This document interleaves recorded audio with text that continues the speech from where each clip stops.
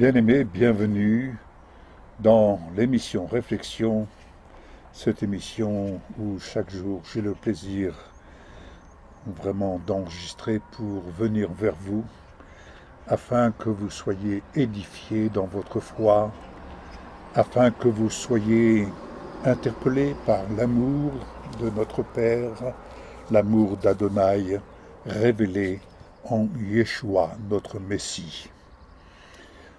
Aujourd'hui, c'est le juste confesse sa foi, 6e partie. J'en aurai encore bien d'autres vraiment sur ce thème, soyez assurés. Et en fait, ce thème a pour but de vous aider vraiment à progresser dans la prière et par le moyen de la prière, de vous aider à développer dans votre vie chrétienne, votre vie quotidienne, votre relation avec Adonai, de développer par Yeshua le langage du Verbe. Tout simplement parce que lorsque nous venons dans la parole, nous venons rencontrer la personne de Yeshua. Et plutôt que d'être là à hésiter, à manquer d'inspiration, diront certains, soyez assurés que Yeshua étant la parole, parole vivante, parole qui est esprit et vie, lorsqu'on apprend à parler le langage du Verbe, nous développons ainsi l'œuvre de Dieu dans notre vie, nous permettons à ce que l'œuvre de Dieu dans notre vie se développe, et je dirais qu'elle se développe dans notre être intérieur, l'homme nouveau, et je dirais l'homme nouveau-né. Alors, venez me rejoindre sur la suite de ce thème, et aujourd'hui, nous serons dans le psaume 24 et le psaume 25. Alors, personnellement, je suis dans la version de la Bible juive complète, mais vous pouvez prendre aussi d'autres versions, ça ne pose aucun problème.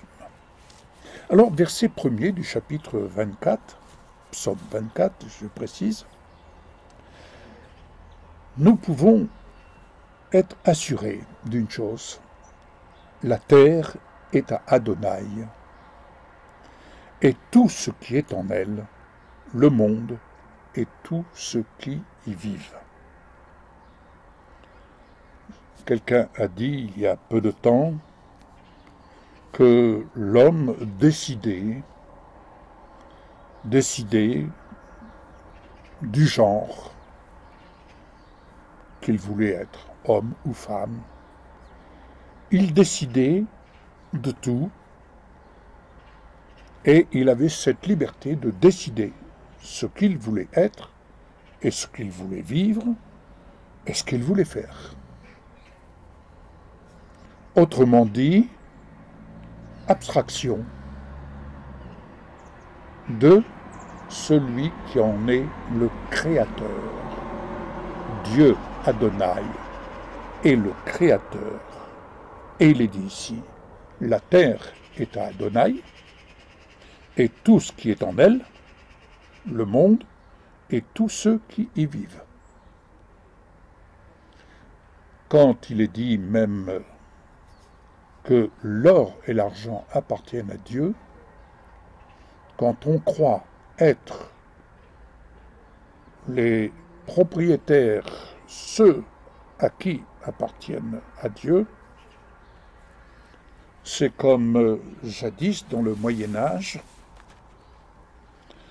il y avait ceux-là, les seigneurs, comme on les appelle, qui interdisaient, par exemple, que le bois, c'était leur propriété, et que ce bois leur appartenait, et que les pauvres n'avaient pas le droit d'aller chercher ce bois. Je me souviens, dans ma jeunesse, j'allais très souvent dans la forêt pour aller chercher ce qu'on appelait du bois mort. Le garde forestier me connaissait, et j'ai compris qu'il m'autorisait à aller chercher du bois mort. Il m'autorisait, c'est-à-dire qu'il m'accordait sa faveur. Mais la réponse que j'ai entendue il y a peu de temps dans un témoignage, qui est le propriétaire du bois?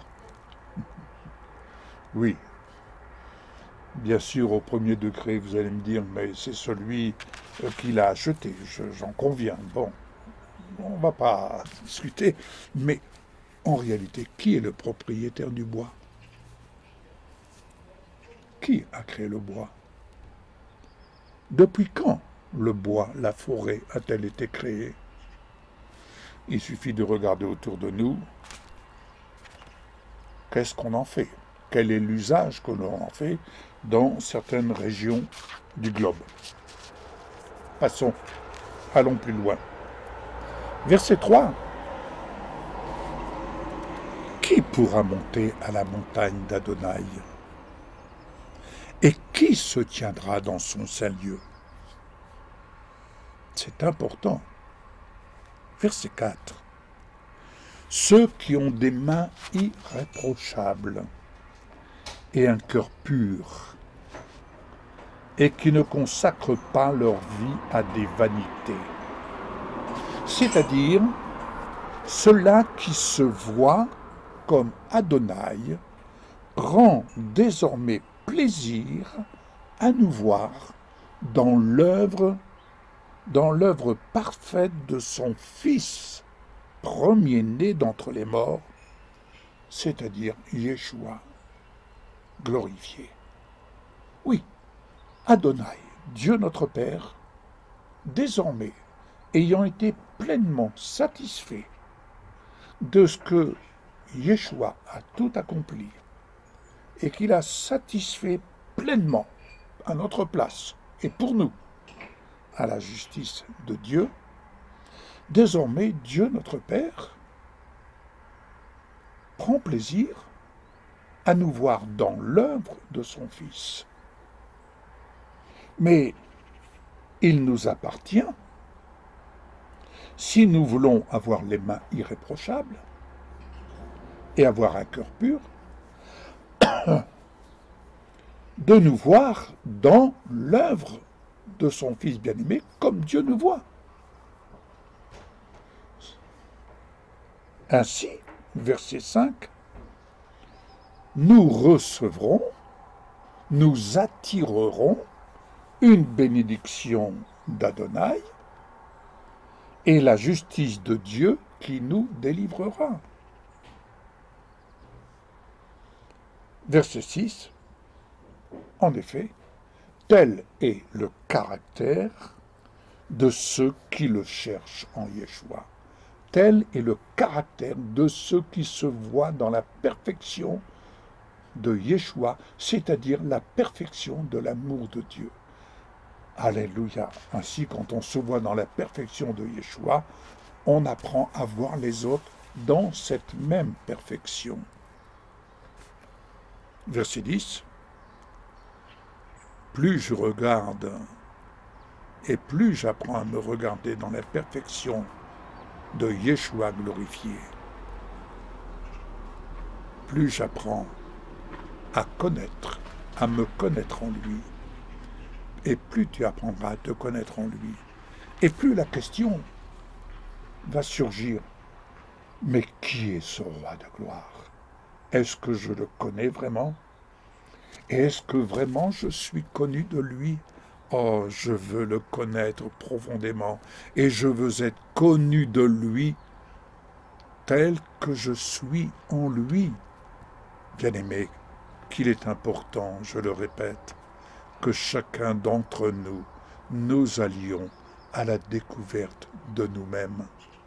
Est-ce que tu veux prendre ce temps d'aller dans la perfection de Yeshua, te découvrir tel que tu es, et tel qu'Adonai, tel que Dieu, notre Père, ton Créateur, te voit désormais. Alors, nous pouvons dire Adonai et ce roi de gloire qui se révèle en Yeshua. Son fils premier-né d'entre les morts, Yeshua qui par ailleurs a pu dire « Me voici, moi et les frères que tu m'as donnés. » Alléluia.